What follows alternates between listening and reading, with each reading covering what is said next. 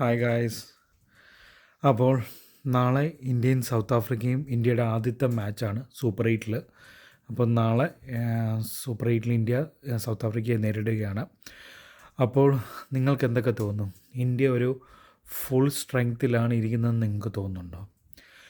India കളിക്കുന്നുണ്ട് എന്ന് വെച്ചാൽ എല്ലാവരും അവിടെ ഇവിടെ ആയിട്ട് ഇന്ത്യയുടെ ടോപ്പ് ഓർഡറിൽ ഇഷാൻ കിഷൻ ഒഴിച്ച് ബാക്കി എല്ലാവരും, അതായത് തിലക് വർമ്മ ആയാലും സൂര്യകുമാർ ആയാലും ഒത്തിരിയേറെ ബോൾസ് എടുക്കുന്നതായിട്ട് തോന്നി. തിലക് വർമ്മ ഇപ്പോൾ ഒരു ഷീറ്റ് ഹാങ്കർ റോളാണ് ഉദ്ദേശിക്കുന്നതെങ്കിലും അദ്ദേഹം ഒത്തിരി ബോൾസ് എടുക്കുന്നുണ്ട്. അത് നമ്മുടെ റൺ റേറ്റിനെ തന്നെ ബാധിക്കുന്നുണ്ട്. അതുകൊണ്ട് തന്നെ ഒറ്റ പ്രാവശ്യം അങ്ങാണ്ട് നമ്മൾ 200 കടന്നിട്ടുള്ളൂ.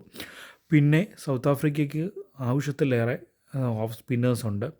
മാർക്കും അടക്കം ഇന്ത്യയെ പതർപ്പിക്കാൻ കഴിവുള്ളവരാണ്. അപ്പോൾ ഇന്ത്യയുടെ 3 പേര് first 3 orders, first Ishan Kishan, Abhishek ശർമ്മയുടെ ഫോമിനെ പറ്റി പറയേണ്ട ആവശ്യമില്ല. അദ്ദേഹം ഇപ്പോൾ എന്ത് ചെയ്യണം, എങ്ങനെ ചെയ്യണം, അദ്ദേഹത്തിന് ഒരു പ്രത്യേക ഒരു ഈഗോ കലർന്നിരിക്കുകയാണ്. 4 അടിച്ചേ തുടങ്ങൂ എന്നുള്ള രീതിയിലാണ്.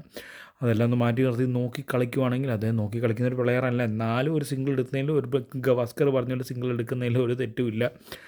അപ്പോൾ അദ്ദേഹം അത് സിംഗിൾ എടുത്ത് തുടങ്ങിയാൽ നല്ല രീതിയിൽ നമുക്കൊരു തുടക്കം കിട്ടും. പിന്നെ വരുന്ന തിലക് വർമ്മ. അപ്പോൾ ഓഫ് സ്പിന്നേഴ്സ് ആയിരിക്കും അവർക്ക് മെയിനായിട്ട് സൗത്ത് ആഫ്രിക്കൻസിനുള്ളത്. പിന്നെ ബോളേഴ്സിൻ്റെ ലൈനപ്പിൻ്റെ കാര്യം അറിയാമല്ലോ. റബാദ, നിഗിഡി ഉണ്ട്. പിന്നെ അവർക്ക് നല്ലൊരു ബോളിംഗ് ലൈനപ്പ് തന്നെ അവർക്കുണ്ട്.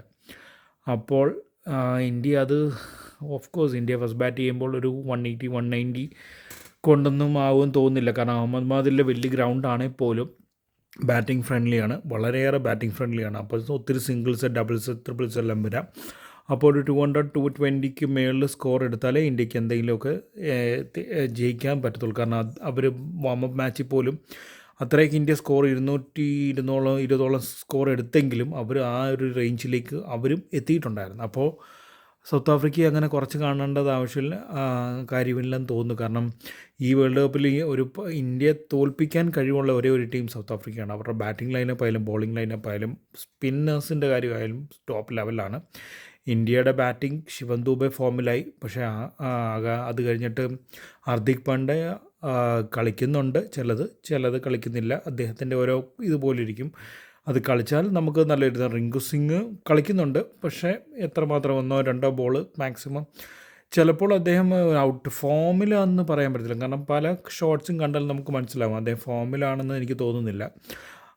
പിന്നെ ഈ ഒരു കളിയിൽ എനിക്ക് തോന്നുന്നു സഞ്ജു സാംസനെ ഇറക്കുന്നതിൽ തെറ്റില്ല. കാരണം സൗത്ത് ആഫ്രിക്കയ്ക്കെതിരെ സഞ്ജു സാംസൺ നല്ലൊരു ഇതിലേക്ക് വന്ന ഒരു വ്യക്തിയാണ്. അപ്പോൾ കഴിഞ്ഞ പ്രാവശ്യം കളിച്ചതായാലും സൗത്ത് ആഫ്രിക്കയ്ക്കെതിരെ നല്ലപോലെ കളിച്ചിട്ടുണ്ട്. അപ്പോൾ അതിലേക്ക് മിക്കവാറും സഞ്ജുവിനെ എടുക്കുവാണെങ്കിൽ ഒരു ലെഫ്റ്റ് ഹാൻഡർ എന്നുള്ള രീതിയിൽ അഭിഷേക് ശർമ്മയും സഞ്ജുവും ഓപ്പൺ ചെയ്താൽ പോലും, പിന്നെ ഇഷാൻ കിഷൻ തേർഡായാൽ പോലും ഇന്ത്യക്ക് അത് കഴിഞ്ഞ് തിലക് വർമ്മ, സൂര്യകുമാർ, അങ്ങനെ റിങ്കു സിംഗിനെ ഒഴിവാക്കിയാൽ പോലും ഇന്ത്യ നല്ലൊരു ലൈനപ്പായി മാറുമെന്ന് എനിക്ക് തോന്നുന്നു. ഒരു ഓഫ് സ്പിന്നറായി കളിക്കുന്ന ഒരു 3 ലെഫ്റ്റ് ഹാൻഡേഴ്സ് വന്ന് കളിക്കുന്നതിൽ എത്രയോ ഭേദമാണ് റൈറ്റ് ഹാൻഡർ വരുന്നത്. അല്ലെങ്കിൽ സൂര്യകുമാർ 3-ാം സ്ഥാനത്തേക്ക് മാറി തിലക് വർമ്മ 4-ാം സ്ഥാനത്തേക്ക്. അദ്ദേഹം 1-ാം ഫോമിലല്ല തിലക് വർമ്മ. അപ്പോൾ 4-ാം സ്ഥാനത്തേക്ക് മാറുന്നില്ല. അതിനകത്തൊരു തെറ്റുമില്ലെന്ന് എനിക്ക് തോന്നുന്നു. അപ്പോൾ നിങ്ങൾക്ക് എന്താ തോന്നുക എന്നുള്ളത് പറയുക, കമൻറ്റ് ചെയ്യുക.